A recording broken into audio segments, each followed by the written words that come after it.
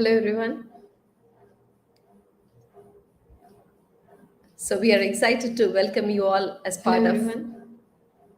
AWS User Group Bengaluru, So we are July. excited to welcome you all as part of. Hello. Sorry, I must stop the echo. Well, we welcome you all to our AWS User Group Bengaluru July 2022 meetup. And we have two exciting speakers who are going to share their super learnings with you all. So before that, I would like to share some information which we felt it will be very helpful for you in your next journey. Okay, the first and foremost, definitely all of you might be familiar with AWS reInvent, and now you might know that the most awaited global cloud conference registration is open, isn't it? So, here is an opportunity to be selected for the fully sponsored trip to AWS reInvent through All Builders Welcome Grant. So, the application is open now. It's going to run through July 17th. From July 1st to July 17th, the application is open. And who can apply for that? If you're someone above 18 years of age and you have less than 5 years of experience and you belong to underrepresented group, then feel free to apply for it. And by mid-August, you will get the status of your application. Okay, so the link will be shared with you now in the comments. So please go ahead and register and stand a chance to be part of the exciting conference. And the next interesting one is applications for AWS Community Builder is open. Okay, so Community Builder 2022 Q3 is live now. So what is this AWS Community Builder program is all about? The program offers you with technical resources, education, and networking opportunities. So, who can apply for this AWS Community Builders? Are you someone or you know someone who's a tech savvy and is already passionately sharing their learnings about cloud technologies with a wider developer community through the blogs, videos, or open source projects in terms of tech talks and much more? You are the one who can go ahead and apply for it. Okay, so here is the link which will be provided in the YouTube channel comments. So please go ahead and apply or share it with the people who are eligible for this opportunity. And the next interesting one, this is for students. So we have AWS Deep Racer Student League 2022, which is open now. So please check out the link given to learn more about that and share with the students. Let them learn about the event, go participate and win. Okay. So now here is the whole suite of social media coordinates for you to stay connected with AWS User Group Bengaluru. The first one is a meetup page, share with people to register. We have the LinkedIn, Twitter handle, all of that. So to keep in touch with the constant communication with the AWS User Group community based out of Bengaluru, we have a Slack channel. You can go ahead and join to interact with them. And if you would like to be one of the speaker as part of this meetup, do send an email to info@awsugbLR.in, or you have a form, Google form, which is available in AWS UGBLR meetup page.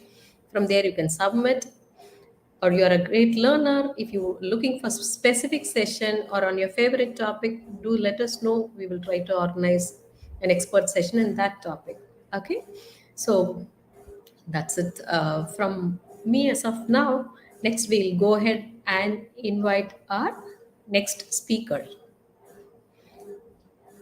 So we have two speakers who are waiting to share their knowledge with us today. First one is Asha Purna. So Asha Purna is a highly talented performance engineer working with Infor, and she's my colleague. She has catered to multiple requirements by proactively ensuring solid application performance with high availability and scalability. Her roles involve customer performance testing, cloud migration initiatives, reviewing workload architectures, and helping to address high risk issues. And Asha is a skilled enthusiast in bringing out the best in herself and putting forth her knowledge in the best possible way. So, we all know that load balancer is one of the most important component of any application's architecture. It is used to handle the heavy traffic and distribute it among different servers. And here is Asha to talk more about autoscaling group and elastic load balancer. Over to you, Asha.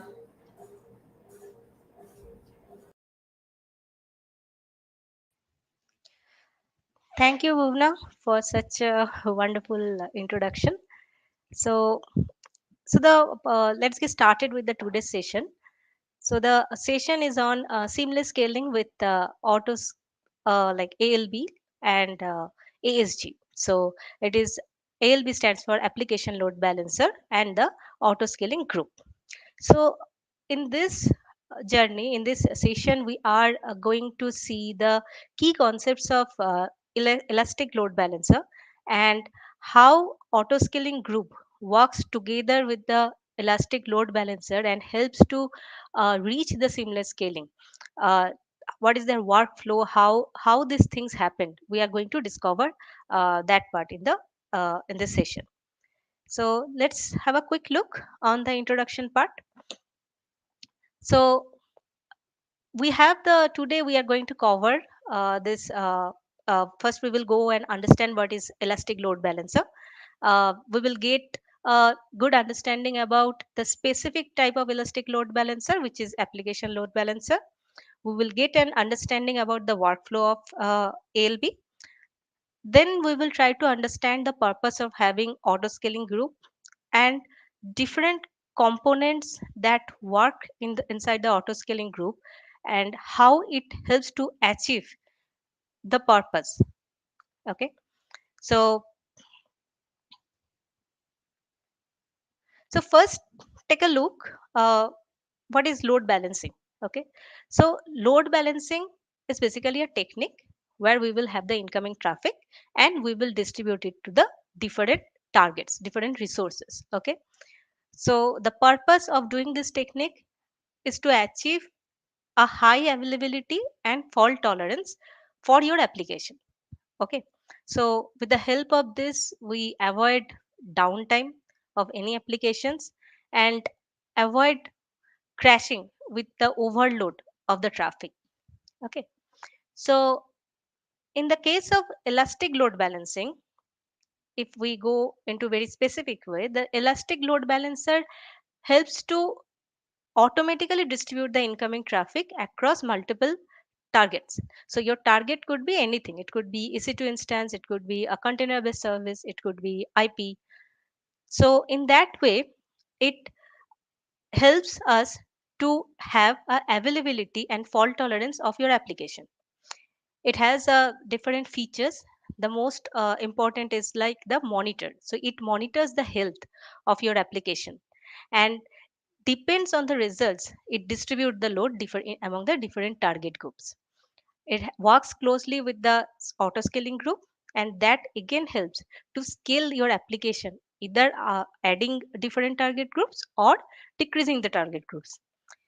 The benefits of having these two together, it helps to reduce the cost. Okay, so if we go back to the traditional system, then we had different data centers, we had to maintain it, then either we had to calculate more servers or we had to calculate less servers, and sometimes the downtime is very high. So those kind of lot of complexity was there. So with the help of elastic load balancer, we overcome all these things. Okay, so let's have a quick look the different type of elastic load balancers that is present is first we are seeing it's an application load balancer. So application load balancer we will see later how it works, but if we give a brief understanding, then it works in the seventh layer of the OSI model. So let's have a quick look on the OSI layer. So in the OSI layer we have seven layers as there, and the seventh most layer is the application layer. So application load balancers works in the seventh layer. Okay, then we have network load balancer. So what happened?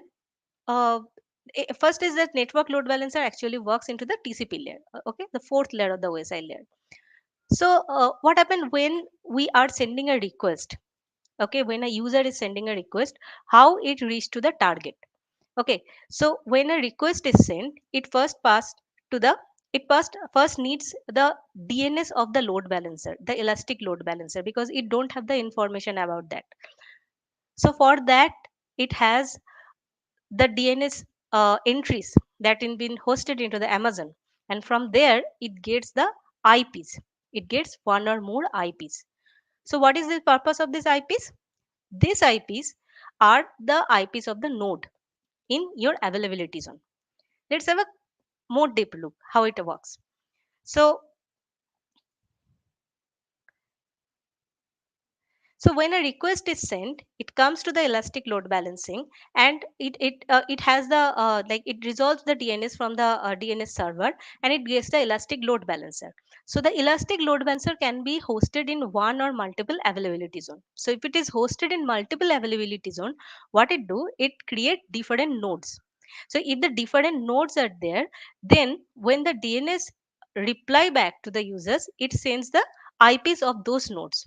So once those node IP has been gathered by the users, then it needs the information about the target IP. Right? We have different EC2 hosted into the target groups. We will see everything about like what is target group, how it happens, but it's just an understanding like the end-to-end workflow. So that IP actually is given by the network interface. Now, how this network interface works? It is given by the network load balancer. So in between the network load balancer are there that helps us to reach or to get the static IP of the target. Okay. Next, it comes the gateway load balancers. Okay, so in the gateway load balancers, that operates actually the third layer of the OSI model. So what is the third layer? That is a network layer. Okay, so what it do? It listens all the IP packets across all the ports. Okay, and forward this traffic to the target group. Depends on the specified listener rules. We will check in next like what is listeners and what are the listener rule. But this is how it works. So basically, with the help of gateway load balancers, we can deploy, we can scale, or we can manage different virtual components of AWS, such as firewall or intrusion detection or prevention systems. And it helps to work across the VPCs. Okay. Now the classic load balancer, this is actually the like it is a flat model we can say. So it distributes everything it can distribute the your TCP connections, it can distribute your application loads and among the different EC2 instances. And specifically if you have one availability zone and there you have hosted some EC2 instance, so we can have the classic load balancer that will serve the purpose. Okay, so this is a very generalized concept of the classic load balancer. Now let's see this how we can access this ELB. Okay, so there are we can access it or we can configure the ELB from the AWS management console. We have CLI like command line interface. From there we can create or configure the ELB. Then we have SDKs and the query API. So this is the way you can access and configure the ELB. So now comes to the application load balancer. So application load balancer, as we said, it works into the seventh layer of the OSI model. Okay, so it works on the path and host based routing. So let's see what is path and host based routing. Take an example like we have a resource that we have a URL that is having a path called /API. Okay, so this API request will go to a particular target group that is having all the API request. Okay, again we have another path that is called as /mobile. Okay, so you have a URL that you are the end URL is having around /mobile.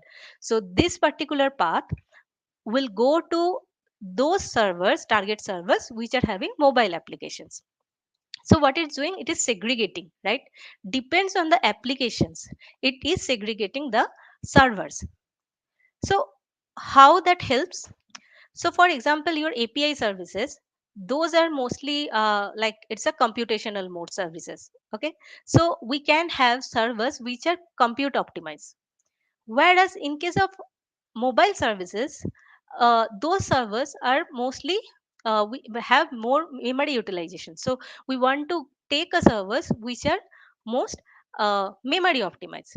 So this segregation depends on the path. It allows us to distribute the microservices depends on its work to the different target groups, different servers. What is host based routing? So, uh, for example, you have a URL that is api.example.com.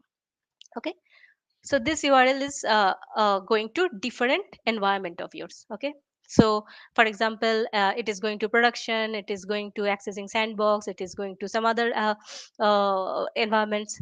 So how you can segregate it? So if we give the full path, that depends on the host. If we route these things, then it will help us to achieve the environment specific routing. So that is just an example, like that is an example of the host based routing. Okay, so how this application load balancer differs from the classic load balancer? It supports, as we said, it supports path and host based routing. Then supports like it takes the field depend when it is doing the routing, it doing the routing on different parameters. So those parameters can be can we can take it from the HTTP header. It could have the conditions, it might have the methods different, for example get, put, or post, different kinds of method. Then it might have different kind of query parameters or the IP address. So depends on many things that is passing in a HTTP header, it can do the routing. Okay, that's a benefit of having application load balancer. Then it can authenticate users. So we will see later, like when we are setting different rules, like when it is going to different target groups, when we are setting the rules, there we can use that authentication. So depends on that, if we want, the user will be authenticated depends on their corporate or the social like identities, like login credentials or anything. So that is one benefit of having application load balancer. And last but not least, it supports the monitoring of the health check.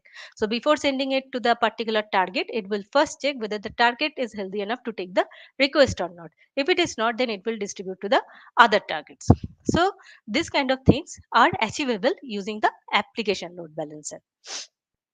Altogether, this helps a lot to improve the performance, as in cloud we work mostly on the microservice based services, and this helps us to achieve the traffic distributions among different target groups. Next comes the workflow. Okay, so first have a quick look how it works. Okay, so how when the request is coming, what are the steps are happening? Let's have a quick look for that. So for example, when the request is come from the users, and it resolves it resolves the DNS, and it passed to that, and it got the every details, then the load balancer sends it to the listeners. Okay, so the listeners will have different rules. Those rules will help to determine the next routing, like which target group it will go. It will uh, it will use different like protocols and the port to configure that routing. And once the rules has been like it is checked by the rules and it is passed, then it will go to the target groups. So target groups basically a logical groups of different targets. So you have different EC2 instance, so we are logically grouping different EC2 instance into a target group. We can have IPs, we can have ECS containers, container based services. So those we can group together and called as a target group. This health checkup that we were talking about, like it will be done into the application load balancer, that is been done into the target group. Okay, so let's check what is listeners. Okay, so when the application load balancer sends the request, it sends it to the listener. The listener is particularly a process. Okay, so it first checks the connection request using the protocol and the port. Okay, so from the client, when it gets a request, it will check for these two, and then different rules it will be applied, and depends on the priority of the rules and the what the action needs to be done against a rule, it will passed to the target group. So the rules have different attributes. So the most important one is the rule action types. So as we were talking about that application load balancer have authentication capability. So how that works, in the rule action type we can define it. Okay, so for example, we are here defining authenticate cognito. So what it will do, it will say authenticate the users into the AWS cognito. Okay, generally the encryption and decryption we can like separate from the application load balancers workflow, because in that way it will mostly concentrate on the routing and the traffic distributions. But if we need, we can put the encryption and decryption. Okay, what all other rule actions are there? It has forward actions. So if we are getting a request, it will check the request by the http header or the different like the url, and it will forward the action to the target groups. Okay, if we want to redirect, if we want to have the redirect functionality, that also we can define it here. So redirection can happen permanent redirection or temporary redirection. That thing we can achieve through the http status code. Okay, apart from that, we have different rule condition types. So what comes under the rule condition types are, if we want to have the http, we want to route through the http method, as we said earlier, or the depends on the http header, or on the versions of the http, if we want to route in that those way. So those conditions will comes under the rule condition types. The protocol that listener supports are http and https. So if you are enabling the https, then it must to enable the ssl. Without ssl, https won't work. So the ssl, when you are enabling, you need to update the certificate into the server side. The port it supports from the range, the mentioned range, like it is 1 to 65,000 535, in that range any port it supports. So by default, uh, we have the capacity of like 50 listeners we can host into the ALB, but again it is adjustable. Now, what happens if the rules are not getting matched? So your request comes and it checks the listener rules and it is not matched. So in that case, whenever we are creating a listeners, a default rule will be attached with it. So with the default rule, a default action will be there. So when the rules are not getting met, or you have any issue with the rules are not parsing the request, in such cases we can take the default rule will come into the picture. So once the listeners are passing those requests and it gives the priority depends on the rules and it pass the request, it next goes to the target group. So this target group is basically a logical grouping. So in that target group we will have different services, or we can have ips, we can have instances, and we will have the health check here. Okay, so the health check of the application load balancer is performed here. Okay, so it will first check the health of every target group. If it is meeting, then only it will uh, distribute the request. So let's take an example. For example, we have our rules like all the traffic will be distributed into 50-50% of each target groups. Okay, so in such cases, if we have two EC2 instance in target group 1, and 8 EC2 instance in target group 2. So then we will have 10 instances. Okay. So the rules, as per the rules, if one target group is not working properly, then the load will be distributed as a 50-50. Okay. So like what will happen, the target group 1, which is having 2 EC2 instances, will have 25% load, and another target group which will have a, a load 8 EC2 instances, that will divide the 50% into among 8, so it will have 6% amount of load. If the target groups are healthy enough, then each of the targets in the group will get 10% of the total load. So that things we decides and we write into the rules. Okay. What are the target types? As we already said, it supports instance, IP, every kind of like IPv4 and IPv6, and the containers. Target groups can have like 100 target groups, as like we can have in application load balancers, but it is adjustable. We can work on it, we can make it lower or higher. And we will have targets per application load balancer is 1000. Again, this is also adjustable. So this is the way that end to end, if we talk about, then this is the end to end way application load balancer distribute the loads. Okay. So we can have EC2 instance, IP, and ECS, and then health checks will be there. Now the application load balancer, whether it is functioning properly or not, or whether it is in a proper condition or not, that we need to check. There are certain instances happen in the real time basis where because of the load balancers services are down, or something, some issues happen to the load balancer, the whole application went down. So we need to monitor the application load balancer. So how we can do that? We can have we can enable the CloudWatch matrix. We can have access logs.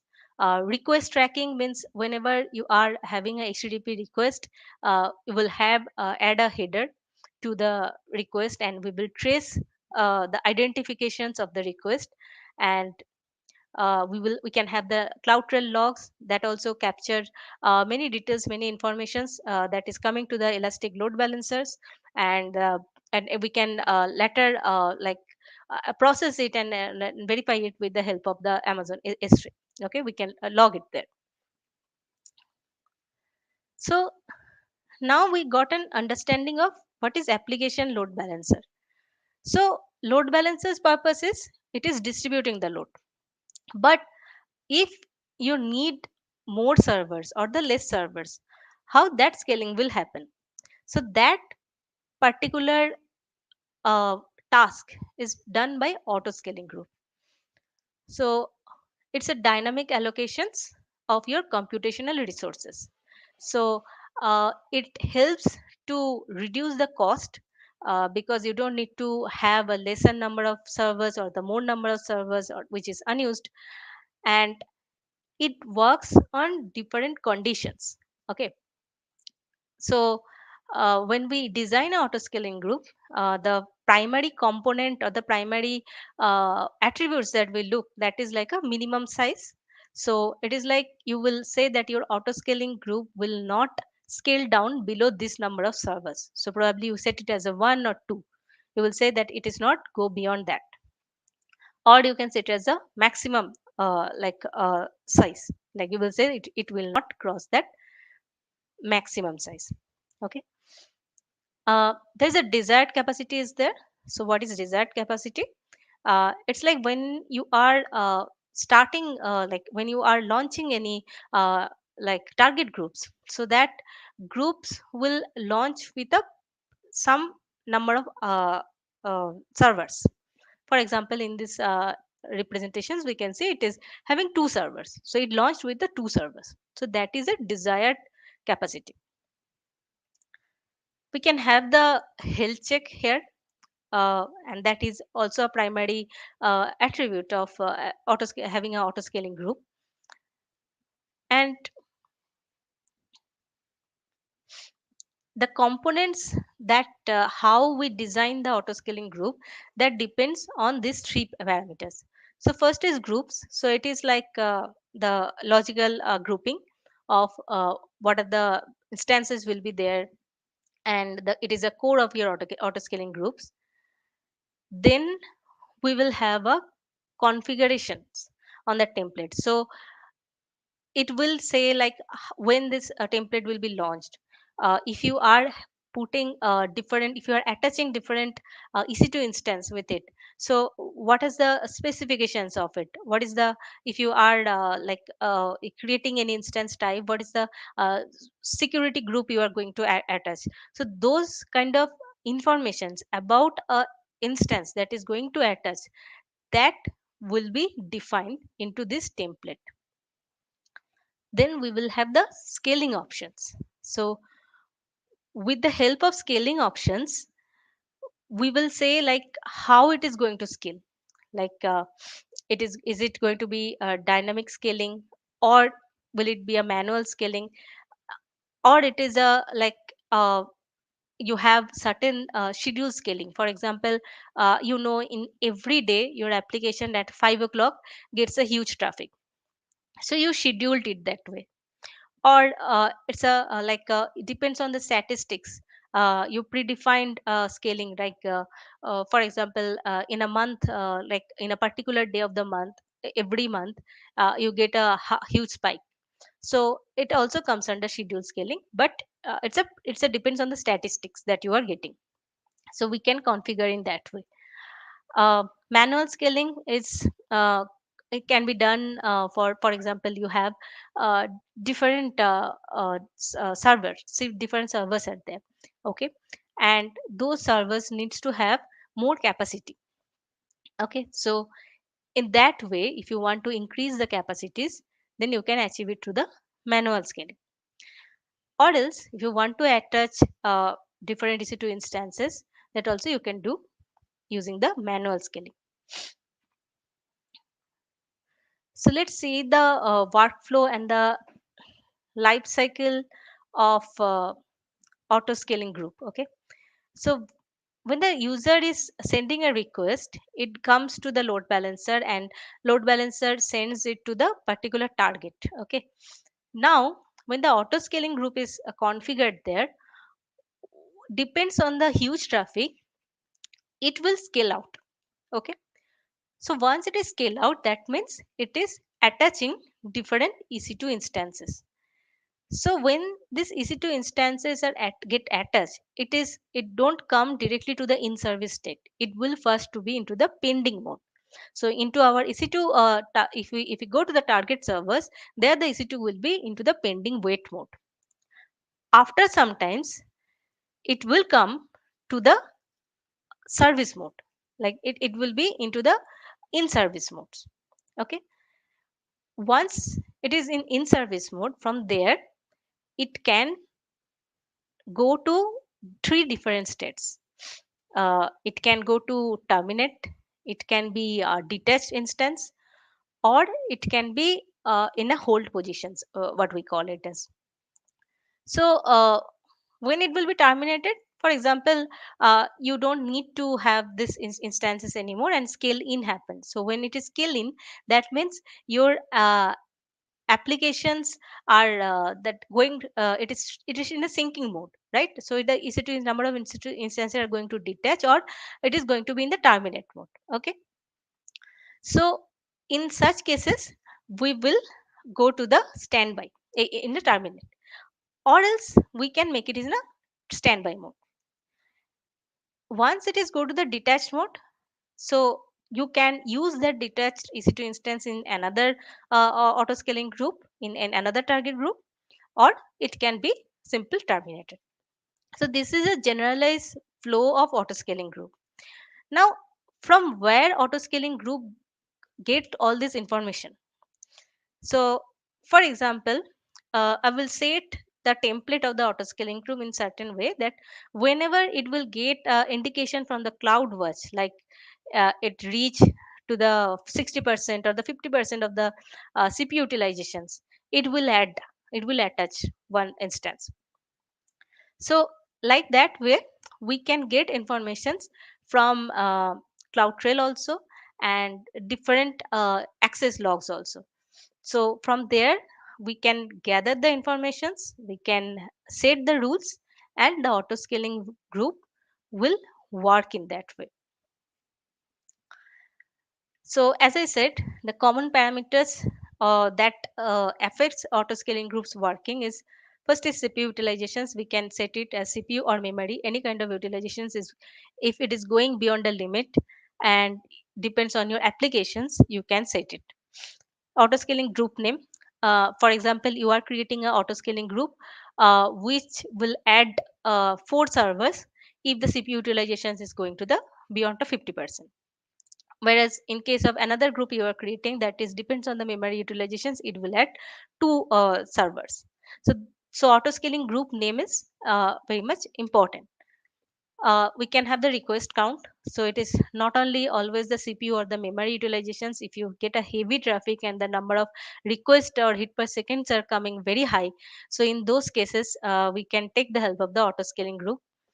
uh, then we can check for the number of healthy host. So if the number of healthy host is going down, then we can attach different resources, or if it is going up, then we can again detach. So depends on the number of healthy host and the unhealthy host, we can configure the auto scaling group. Next comes the types of scaling. Okay, so in the vertical scaling, what happened, as we said earlier, like we are adding the capacity.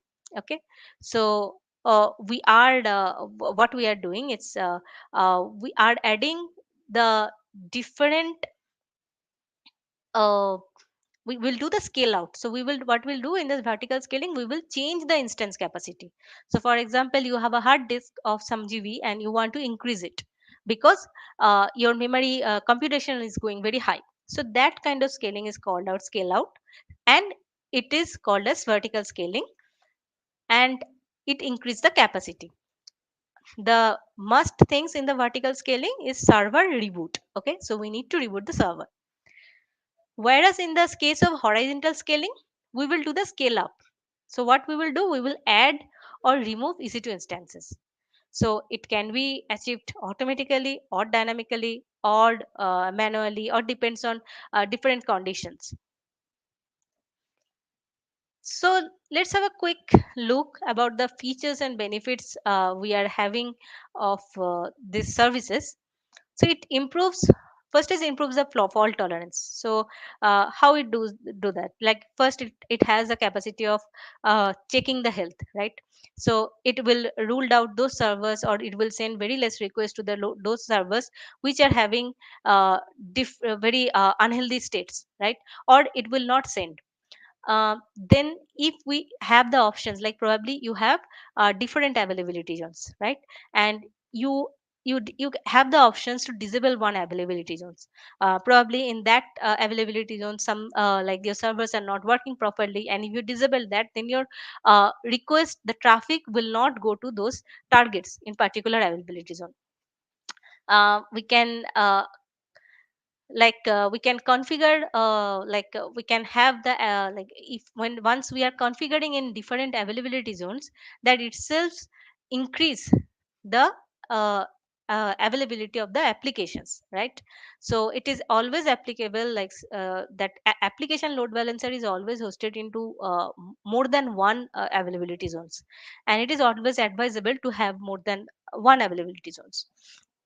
And last but not least, this helps us to reduce the cost in a very huge way, because we don't have to think about like number of redundant users, or not number of less users, less servers. Okay, so as we have the auto scaling group, it will be dynamically adjusted.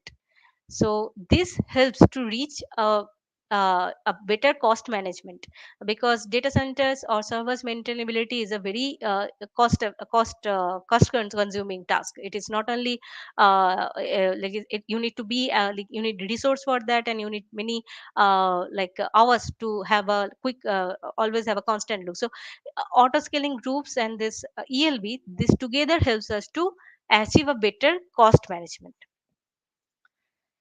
So this is all about like the brief understanding about auto scaling group and the ELB and ALB. So if you have any questions, you can put it into the chat and I will answer.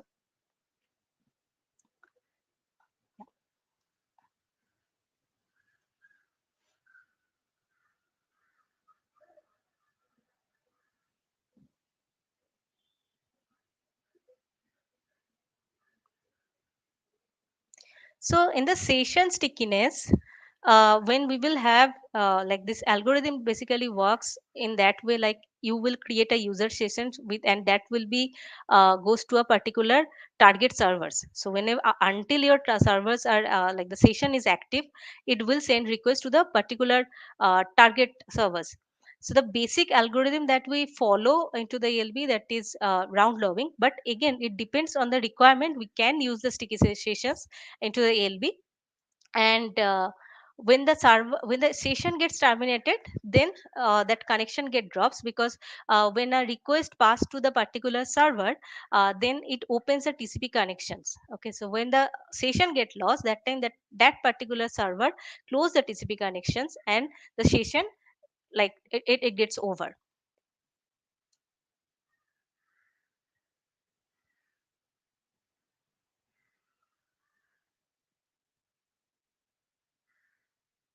It can be like we use ELB into the multiple availability zones. So what we do when we have a like elastic load balancer and we have multiple availability zones, it will create different node in each availability zones. Okay, so when the user sends the request, before it goes further, it first, as I said earlier, it will go to the DNS.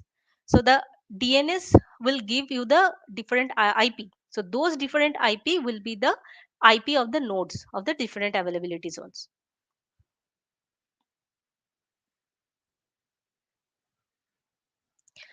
So in the uh, so in the case of cross region, uh, like like if we take as a like the concept will be more same as to the like these availability zones, like the way we do, and that can way we can achieve it. So we will have different the way we are implementing in the different availability zones, that will help us to go further and to put it in the region based.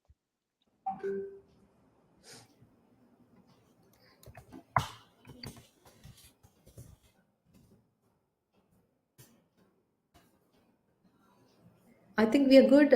Is there any questions?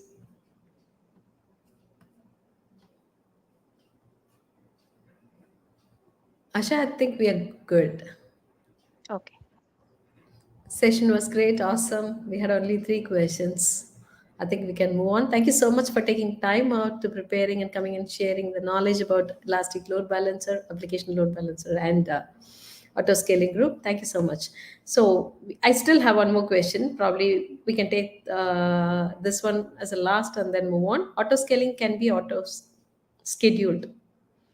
Yeah, we can schedule the auto scaling, right? For example, each day you have like 5 o'clock or 6 o'clock you get huge traffic, so you will schedule it into that like when in the scaling actions, so you can schedule it there. So in that way it will attach more resources, or depends on that it will do the scale out or scaling. Yeah. Thank you, Asha. Thank you so much. Thanks, Ugula. So we'll move on to the next speaker. Before that, I've shared the quiz link in the chat window. So please go ahead and click that link, register yourself so that soon after the second session, you'll be able to take up the quiz. Okay, a registration is required so that once the contest is over, we will know who's the winner so that we can pass on the AWS credits to the winner. So please make sure you have it registered and be ready to take up the quiz soon after the next session. Okay, so now moving on to the next session, we have Shweta here. Shweta is a senior architect at IBM and she's an SME in cloud containers, and Kubernetes technologies. So, with her 2 decades of experience in various industries, she is pro in designing modern systems as well as modernizing the legacy systems. Eminent speaker at various technical conferences and summits, such as AWS She Summit, IBM QB Summit, and DevSecCons Europe, etc. So, in this session, she's going to talk and educate about how to bake or build a container image so that you do not have any security loopholes when those container images are finally run. Okay, so over to Shweta to share her favorite recipe to bake safe containers. So, Shweta, all yours. Welcome to AWS User Group Bengaluru. Please share. Yeah. Can you share your Sure, slide? sure. Just going up. Uh, Hope you're it's good. visible.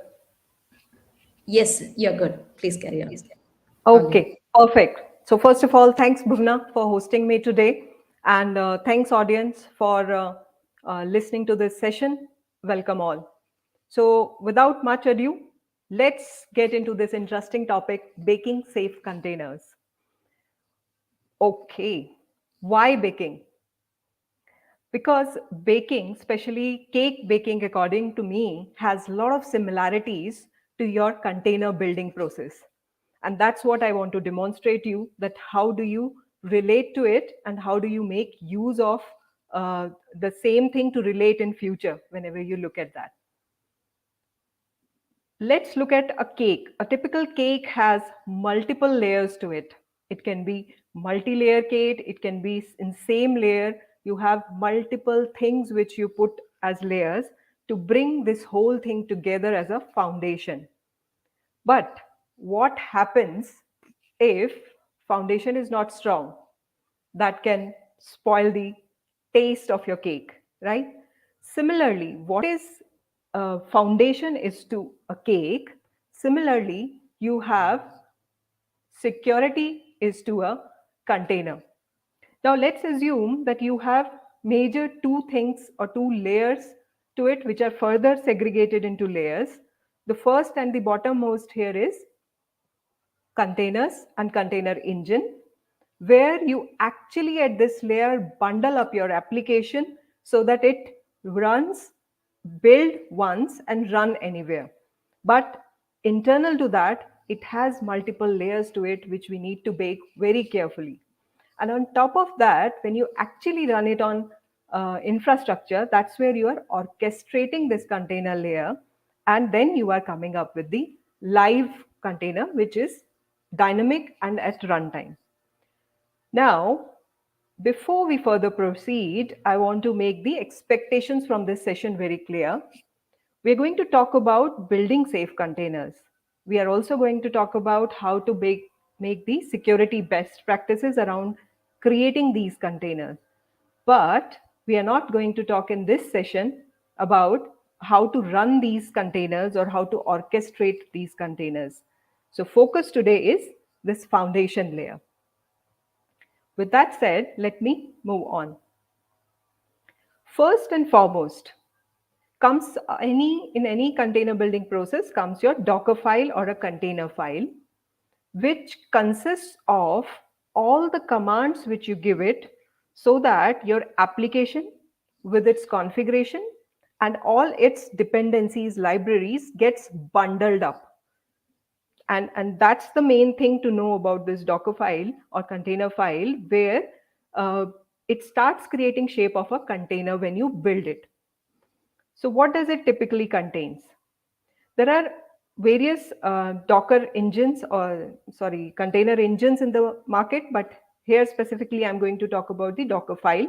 And please be aware that these commands or this file name remains as shown here on the screen. Then you have various commands which you can write in this Docker file. For example, from this image, bring up the image, label the image, expose, and whatnot. Idea here is not to explain you the Docker file, but with an example, I'm going to tell you that what are the best practices or security loopholes which you should avoid. So let's look at this example. Now this Docker file has couple of commands in it. Now these appear to be very simple commands. However, these all are layers in my container. Why? Because start from this line where when you say from whatever image, in this case we are taking Ubuntu OS image, we are bringing and downloading the base image on top of which my libraries, on top of which my application is going to reside and bundled up. So that's where we actually have this also in our layered format. Then comes, I am bringing some environment variables. Next, I'm copying some proxy settings for my containers into my temp folder. These run commands are typically for executing any shell commands. These can be like make directory, install wget, install scipy, change directory, or any other shell command which you want to execute while building up your container file. And once that environment is ready, I'm exposing port 8080 here. I'm also adding some dependencies of run command.sh to my folder, and I'm changing mode here in the next line, and then making my app directory as my current directory, default directory. Post that, here I'm kicking off at the end my container process or the main program or the application which you want to get kick-started. So this is a typical structure. This is not the full set, but this is the typical structure of a Docker file. Now let's see what are the security best practices and what are the loopholes which we can take care of. As you can see, these red entities which I've given here from Ubuntu. So what I'm doing here is when I say from Ubuntu without any version number, it means I'm telling my container registry to pull Ubuntu image, whichever is latest with the tag latest available, bring that and use it as my base image. Similarly with wget and scipy, because I'm not mentioning here any version number. So there are two problems in this approach. Number one, you are trusting some image which may or may not be stable, but you are pulling it from the external source. So you need to be very careful that what you are bringing in.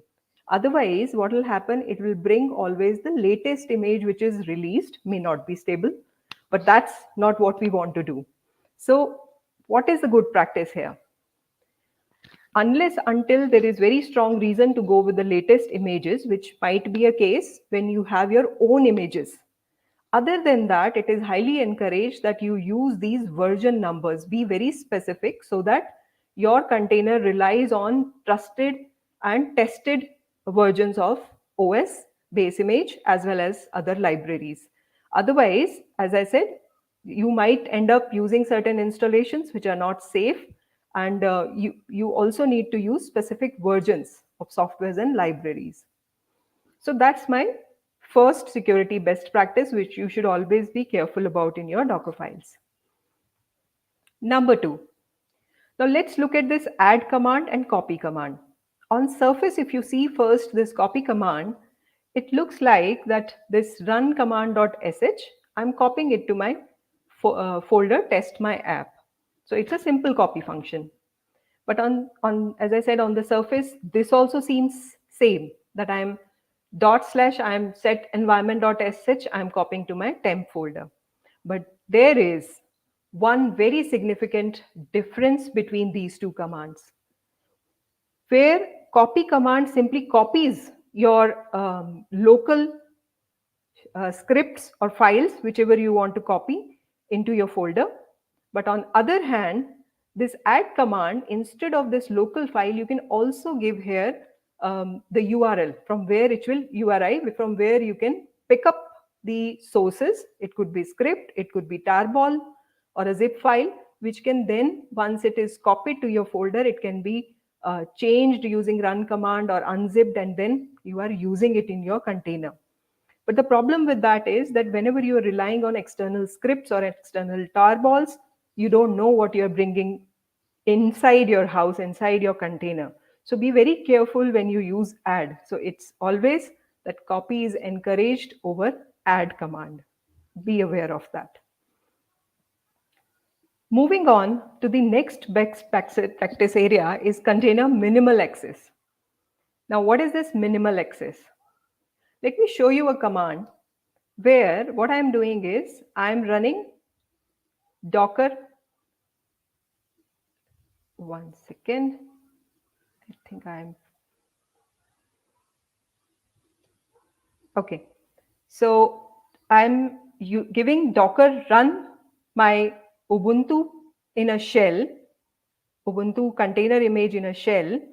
So what is happening here is that this dollar, if you notice, it got changed to a hash. It means now I have entered into the container image. I'm inside a container image.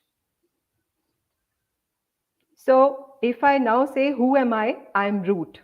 With user ID, ID minus u if you issue, it will give you 0, which means that you are a root user. So this is the default as root. So whenever you don't specify any user and you run a Docker container image, then it enters or it gets the rights of a root user. On other hand, you have option to specify minus minus user and a particular user ID so that you are a normal user and your user ID will also be indicated if you issue ID minus u. Now, let's look at one more scenario that I have Docker run in privileged mode, same Ubuntu container image. And when I'm saying who am I'm root and I have ID, user ID 0. Now, we have seen three scenarios. One, default, when you're not giving anything, it's default as root. When you are very specific and telling that which user ID to use, it's using that particular user. However, when you are using privileged root, then it's showing you same as root. Then what is the difference?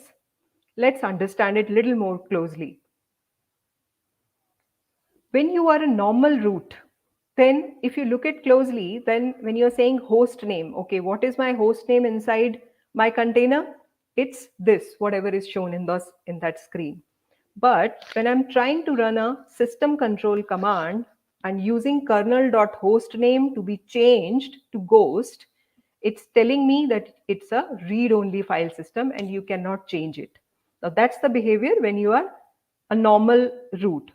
However, if you are a privileged user, and same thing if you try to do host name and then system control host name is equal to ghost, then you have host name changed to ghost. Now why this happened? Because you have normal user, on top of that comes the root user, and privileged user gets even more rights than any normal user.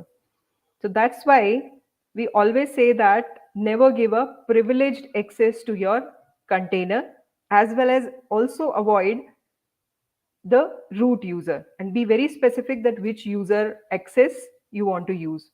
As AWS always dictates that you should use minimal access, uh, privileged accesses is something which you should always use.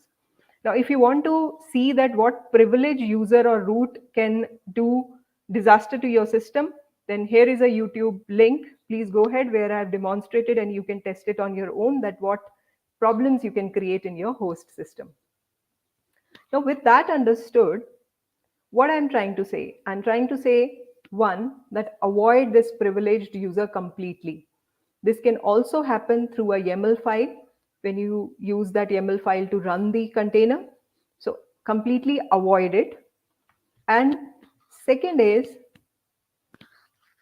use pod security policies to restrict it, because if somebody adds those things in your YAML file, privilege is true, then you will not be able to control it. So the good practice says that write a pod security policy and in that tell that pod should never be allowed to be a privileged root.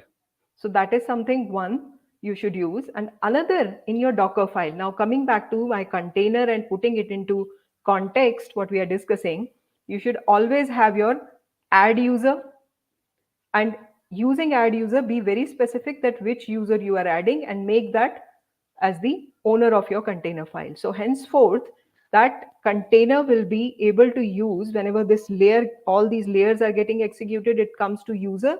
It means my user as a normal user will only be able to access the system. So that is what I wanted to demonstrate about the container minimal access. Let's look at the third aspect. So far we have seen Docker file, what are the best practices around it and how you should secure it. Second, we saw container minimal access, that how you should provide, what you should avoid and what kind of user access you should give. Now third, let's look at the container minimal capabilities. So in container minimal capabilities, before we dive into it, let's understand what are the capabilities, what I mean by capabilities. Every process and container gets certain capabilities, which are nothing but your system call behind the scenes, which every process or every containers get access to. So what happens whenever you have a container gets created, it inherits certain capabilities from the host system, which it's allowed to be used. How can you check what are the capabilities? This is one way of checking. What I'm doing here is I have grabbed my running containers process ID. Using that, I'm saying cat/proc/100/status. What I am doing is I'm grepping these capabilities and it gives me these 5 lines, which means capabilities inherited by this process, permitted to this process, and what are the effective on this system. Using this string, take this string and decode this string, and what you will get as the end result of this is certain capabilities which are roughly around in a typical system around 30 system calls or capabilities which are associated with your container process. But if you closely look at it, let's see this capability system boot. Do you really need it? Do you really want a container to have a capability to boot? Do you really want a system time to be changed by container or you make use of it? Maybe, but be very careful that what capabilities are going as to your container and what you should avoid. So given this context of capabilities, now how do we control it? How do we make sure, how we understood that we should not give more than required capabilities to my container, but how do I control it? The way to control is using Docker command. You can avoid it by giving Docker run. First of all, capabilities drop all. It means very first statement, I'm telling my Docker run command that please leave whatever accesses you have or the authorities, capabilities you have, leave it, drop it there. Then I'm selectively adding whatever is needed by my container. For example, capability add, system time, system change root, set user ID, set group ID, and system nice. So selectively you should add. This is through the Docker command. Please note, these things you cannot add it in the Docker file. That's why I'm demonstrating you the ways to do it, either through the Docker run command or another way of doing is through Docker compose file, where it's another form of container orchestrator, where you can add capability add, system admin, and system time. And similarly, in your YAML file, you can add these capabilities, which are net admin and system time.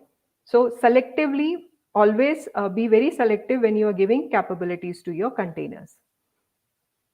Okay, so that was about container minimal capabilities. Moving on to fourth topic, which is multi-layer build strategy. Now you might want to say, Shweta, you have already introduced layers. Why you are now bringing multiple layers into the build strategy? I want to throw one more idea to you, that how you can further secure your container images. And let's see what it is. So we understood that our container is in layers. Containers are created always in form of layers. And that's how it bundles up and gives me my container, which is my application, configuration, and all its libraries and other dependencies. But there is another way to well organize it in form of stages. So layers can be further categorized into stages. Before we see what exactly these stages are, I want to tell you that how these stages helps you.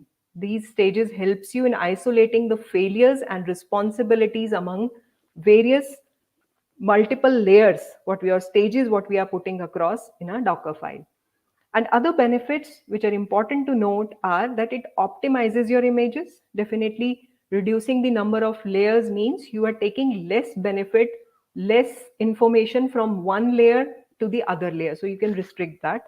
And by doing it as a side effect, you are reducing the overall image size, which is always encouraged, because you don't want to take anything unwanted back to your container image, which will be where it will be running tomorrow, we don't know. So it has to be minimal size. And that's what I want to show you now. Let's see one example. Now, this is a multi-stage build. In this, I have defined 3 stages. One is builder. Whenever we say as and the name, it means this is one stage we are defining. Second one is as build 1, and third is build 2. Now, what's happening is that in this layer, I'm first base image I'm using, naming it as builder, and I'm saying that install with no caching enabled my build base. With that added, I am now moving on to next stage. So it's another layer to my cake, or another stage to my multi-layer cake, or containers rather. From builder, this is the builder name I'm using here. So I am not importing anything further. I'm saying that from builder as build one, copy only source1.cpp and run this source.cpp, because that's what I wanted to do with from that dependency which I downloaded. So I just want to take an action, run this command and move on. Now in third layer, or third stage rather, I'm sorry, from builder again as build 2, we are running another source2.cpp, copying that first and then running whatever I want to run. So that's how very minimal I'm taking whatever from each stage I want to take and moving it to the next stage. So with that, I have no unwanted files which gets creeped into my container building stage, and I'm very selectively telling that what to run, what to copy. So that's what I wanted to show you, and that's another good practice which you should, as far as possible, always use in your container creation. Next comes another best practice when you are building your container is that use .docker ignore file. Now, in this .docker ignore file, it potentially removes the harmful scripts and unwanted files in containers by creating .docker ignore file. Now, what does a typical .docker ignore file contains? It contains all the markdown files which you don't want to take back to your container. No one is going to use this readme.md once you are running your container. Similarly, you don't want to take sensitive files, for example, private.key.ssh, settings.json. These are good to run and build the containers, but these are meaningless or harmful when you take it to the container. So you just want to drop them. And third, there are various unnecessary space consuming files which can also be harmful if somebody is writing something harmful in them. .git, .cache, ignore, .aws, .ignore itself, and Dockerfile, because you don't want to use it once your container is built and once it will be running.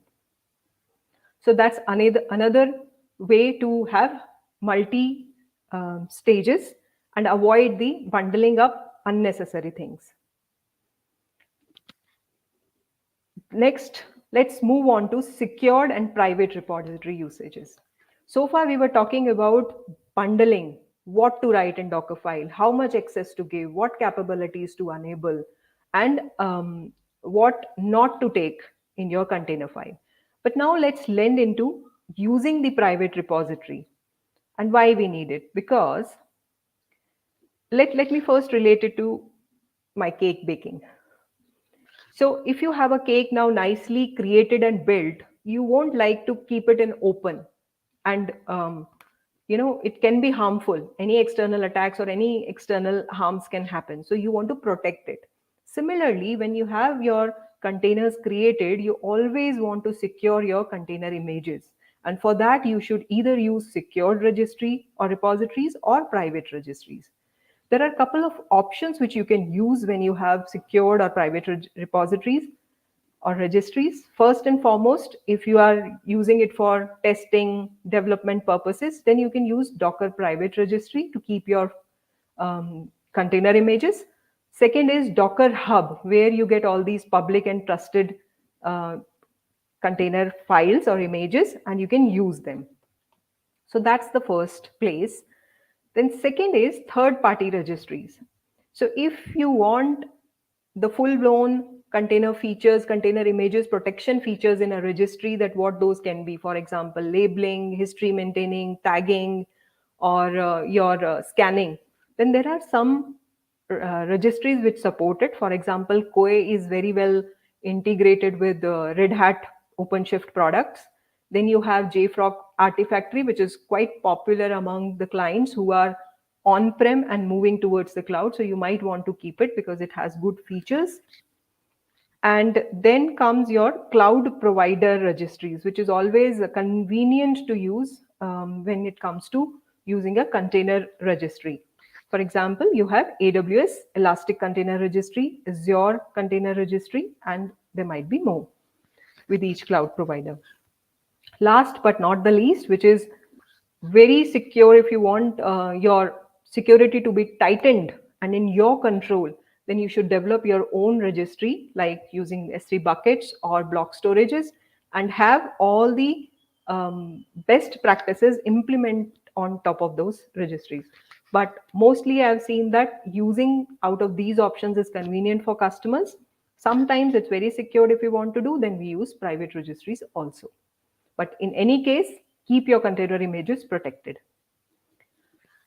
Last thing which I want to cover is that when you have container images in your registry or a repository, now what do you want to make sure that though you have taken utmost care to package your bundle, make it as a container image, keep it in registry, but still there might be certain things which are beyond your control, which are like common vulnerabilities and exposures which keeps on popping up every now and then, and we get to know that these are the CVs which are released. So these kind of problems can be you can put it under scan. So we call it static scans of container images.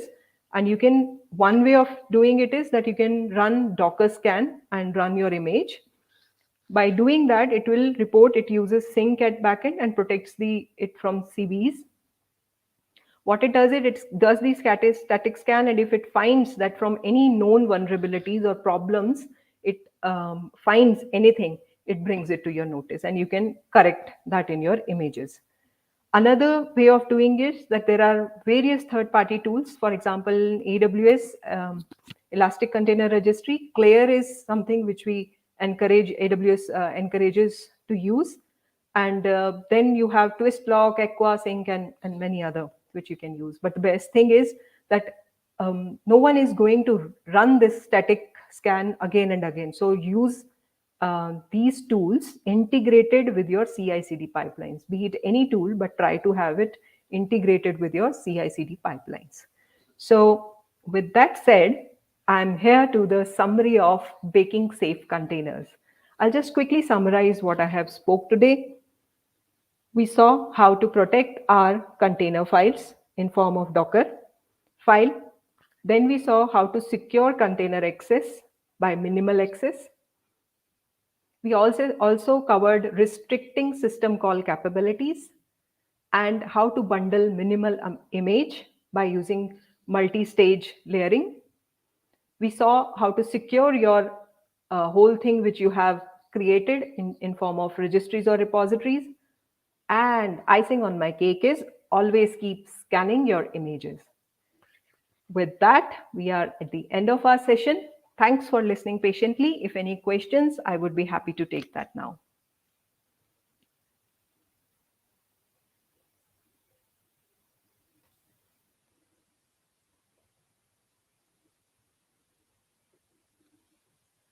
Bhuvna, over to you. Bhuvna, you are on mute. Okay, yeah. Thank you so much for the wonderful session. I think we'll wait a minute or so for the questions. If we have any questions, we can take it up. So, for all of you, there's going to be a quiz at the end of the session. We are towards the fag end of the session, obviously. If you do not have any questions, we can move on to the quiz. Please make sure you register in the link that has been given so that we can get started with the session. Wait, I'll see if I have any questions. So, we do not have any questions. Shweta, thank you so much. Thanks for your time. Yeah. So, hope you all have registered. Put a thumbs up if you have registered. We would like to see a thumbs up.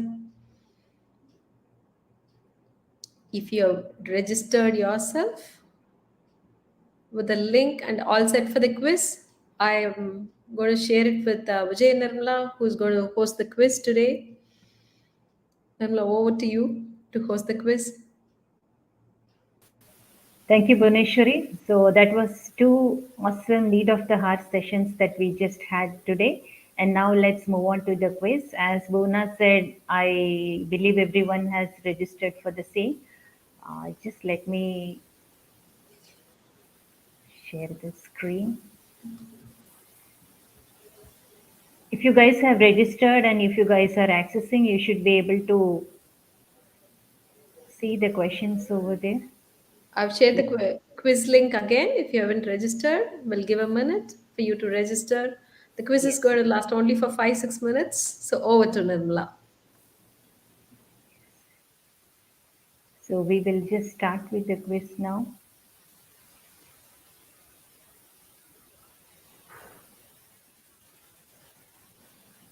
She's getting ready. She's going to start the quiz.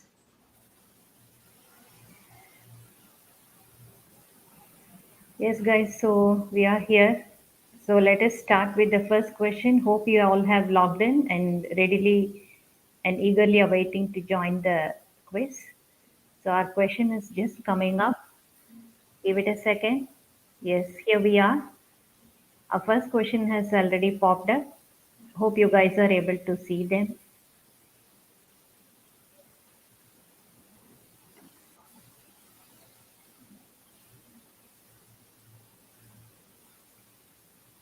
So this question has been completed.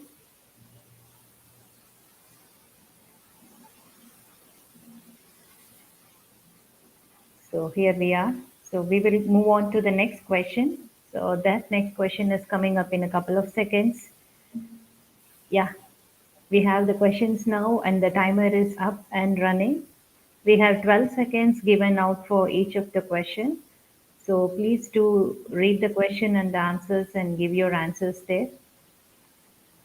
Yes, now the second question has been completed. Now let's move on with the next question. This as well is coming up. Yes, the timer has started.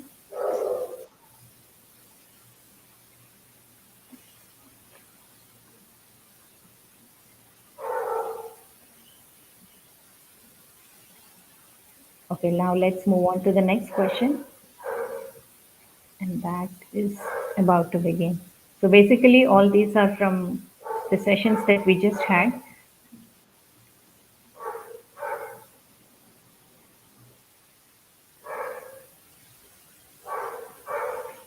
Okay, then this is one more question is done. Here we are in the fifth question. Ready.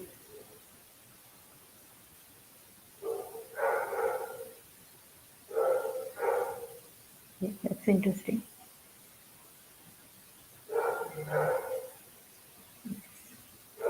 Now let's move on to the next question.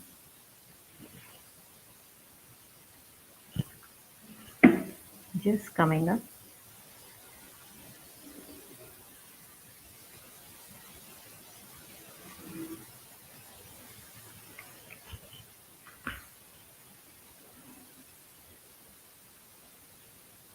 Okay, then.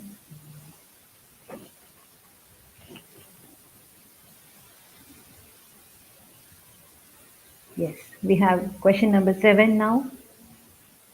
Getting closer in completing the questionnaire. Only three more to go. Yes, please give it a try. Okay, let's move on to the next question. And that is coming up in just a second.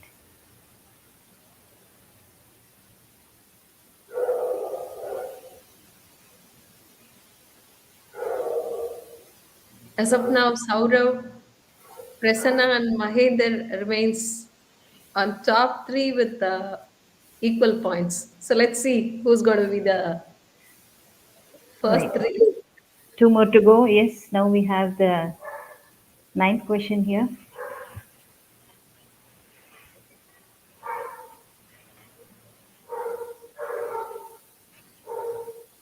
Okay, then. So we are towards end of our quiz, and this is our last question. Just coming up. Yes, it seems to a big one, but worth trying.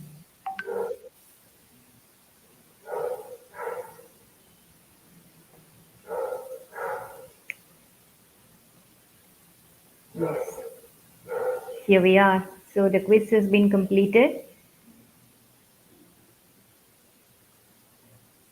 and we will get back to you